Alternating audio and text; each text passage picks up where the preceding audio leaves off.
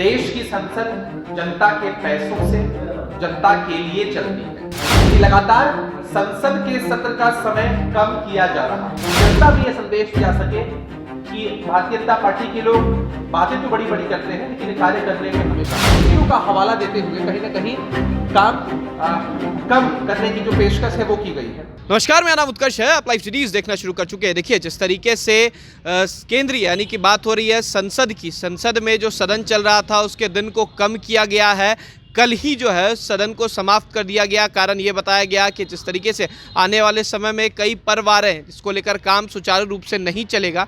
इसको लेकर जो संसद है उसे खत्म कर दिया गया एक हफ्ता पहले, जिसको लेकर आज जदयू के प्रवक्ता अभिषेक झा जो हैं वो सवाल उठा रहे हैं और कह रहे हैं कि जिस तरीके से 2011 में जब सरकार थी यूपीए की, तब किस तरीके से सदन चलते थे और अब जब एनडीए की सरकार है तो लोगों को सदन चलाने में दिक्कत होती है। जिस तरीके से सदन चलना चाहिए वो नहीं चल रहा है। 2011 का जिक्र जो है वो अब कर रहे हैं। देखिए क्या कुछ कह रहे हैं अभिषेक झा। प्रेस वार्ता का जो शीर्षक है वही बहुत महत्वपूर्ण है। शीर्षक है सिमटती संसद। किस तरह से संसद में जनता के लिए काम नहीं हो रहा है। सभी जानते हैं कि देश की संसद जनता के पैसों से जनता के लिए चलती है। वहां बिल पेश होंगे, बिल पास होंगे, जनता का काम होगा, जनता के बुनियादी मुद्दों पर चर्चा होगी, तब जाकर संसद की सार्थकता जो है वो साबित होगी।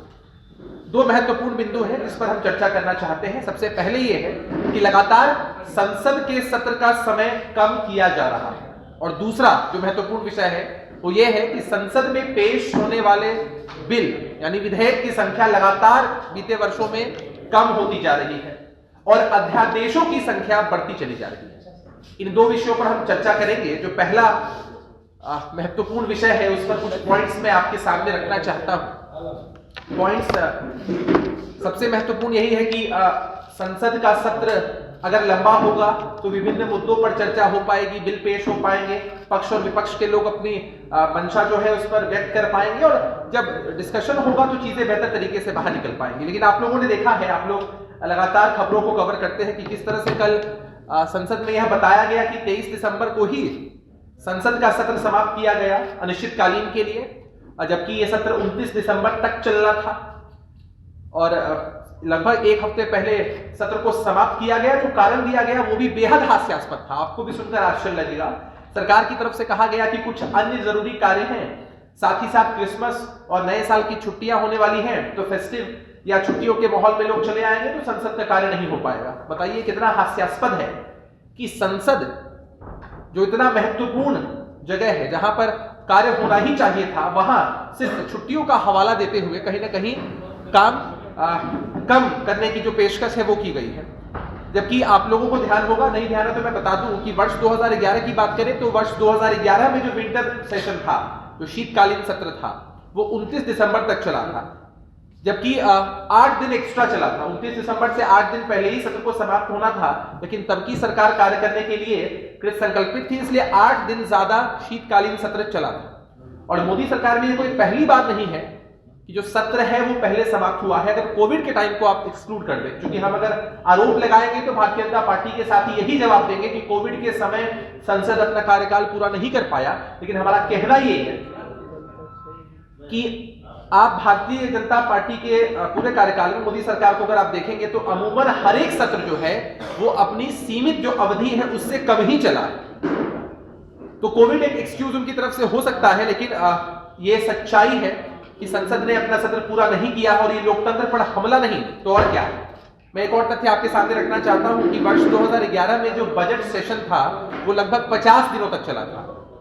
वहीं 2022 की बात करें तो ये महज 24 दिनों तक चला था। आप अंतर समझ सकते हैं, एक तरफ 50 दिनों की बात होती है, एक तरफ महज 24 दिन बजट सत्र चलता है।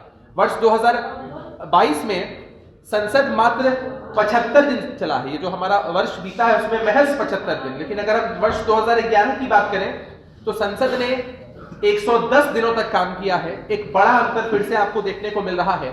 अभी जो प्रेस विज्ञप्ति हम देंगे या यहाँ भी हमारे पास टेबल है, इस टेबल में विस्तृत रूप से हमने विभिन्न वर्षों में जो एनडीए का कार्यकाल रहा है उसमें और उसकी तुलना हमने की है यूपीए के कार्यकाल से कि किस तरह से सत्र कब शुरू हुआ, कब खत्म हुआ और खत्म होने की निर्धारित तिथि क्या थी, सत्र कितना पहले खत्म किया गया, कितनी बैठकें हुई और कितने बिल पेश किए गए, इन सारी चीजों की हमने चर्चा की है विस्तृत तरीके से।